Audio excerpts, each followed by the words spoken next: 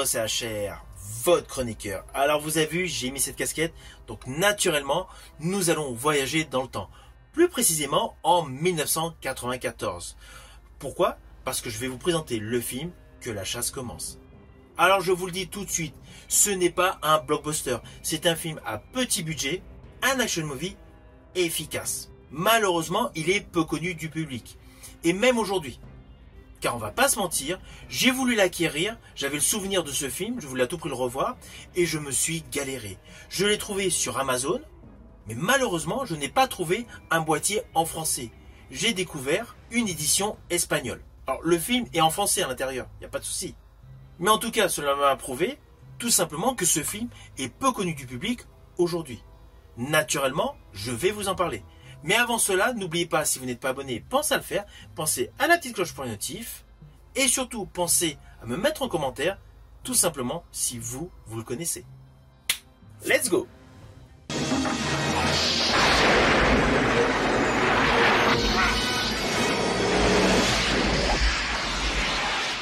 Alors tout d'abord, fiche technique de ce film. Il a pour titre Que la chasse commence pour la version française. En version originale, il a pour titre Surviving the Game. Il est réalisé par Ernest R. Dickerson. C'est un action movie porté par Ice-T et Rutger Hauer, deux acteurs emblématiques des années 90. C'est un film américain avec l'histoire suivante.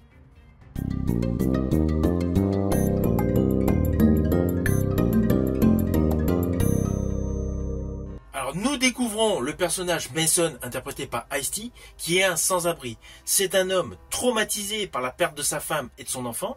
Et il se retrouve engagé par un médecin interprété par Rutger Hauer pour lui servir de guide lors d'un week-end en pleine forêt.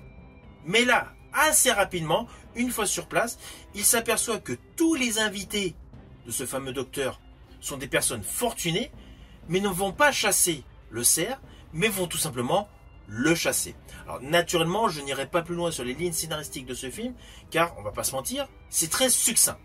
Mais il y a pléthore de retournements de situation, et toute la distribution qui gravite autour des personnages interprétés par Ice-T et Rutger Hauer sont topissimes.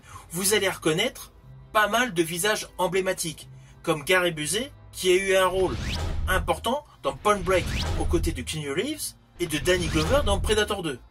On retrouve également F. Murray Abraham, que j'avais particulièrement aimé dans Par l'épée aux côtés d'Eric Roberts.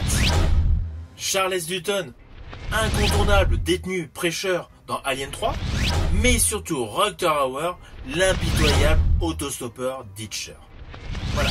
Le casting est solide, le casting est efficace, et tous les seconds rôles sont de véritables gueules du cinéma des années 90.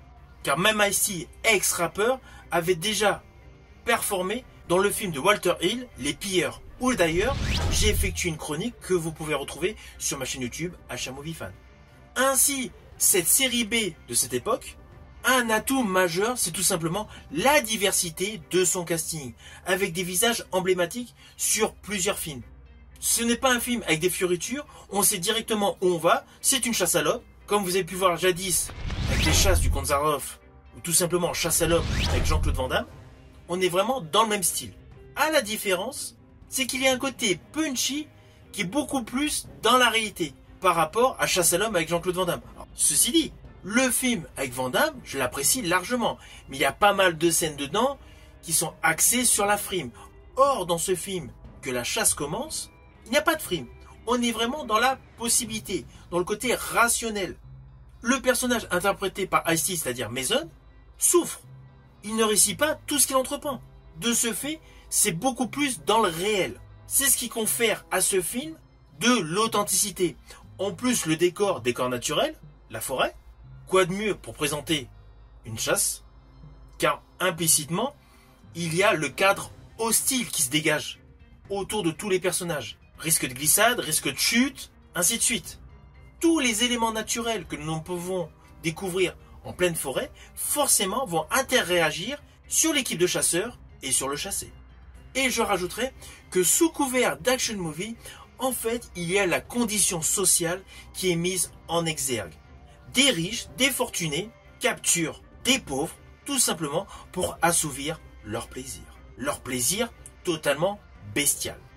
Car le fait de récupérer un homme fragilisé, un homme sans abri, qui se retrouve la colonne vertébrale d'un jeu sadique mené par des puissants, fait implicitement ressurgir en nous certaines questions sur la dignité, la survie et principalement le rapport de force. Car on va pas se mentir, vous allez le voir dès la première chasse, l'individu se retrouve esseulé.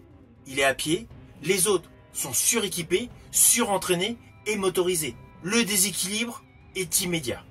Ceci dit, le personnage de Mason a un côté parfait, car il y a la notion de résilience. Il ne se laisse absolument pas faire, et cela dès le début. Il ne tombe pas dans la fatalité. Mais ce qui est selon moi topissime qui se rajoute autour de cet axe central de la chasse, ce sont les décors naturels.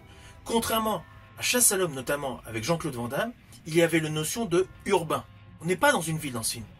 Tout le film se déroule en pleine forêt. Cela accentue le côté anxiogène que peut ressentir le personnage Mason interprété par Ice-T. Alors c'est clair, ce n'est pas un chef-d'œuvre, mais ce film comporte tous les codes du genre.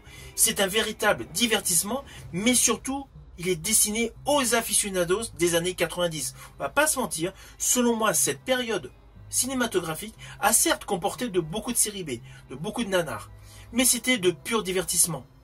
Et ils étaient innovateurs. Au jour d'aujourd'hui, plus de la moitié de ce que nous voyons au cinéma sont des remakes. Des remakes avoués ou des remakes cachés. À cette époque-là, c'est clair, il y a eu beaucoup de nanars, beaucoup de séries B, mais au moins c'était authentique. Et surtout, tous les acteurs qui sont dans ce film, comme dans d'autres séries B de l'époque, croyaient vraiment en leur personnage. Du coup, on est en immersion totale. Et c'est ça l'objectif principal d'un pur divertissement.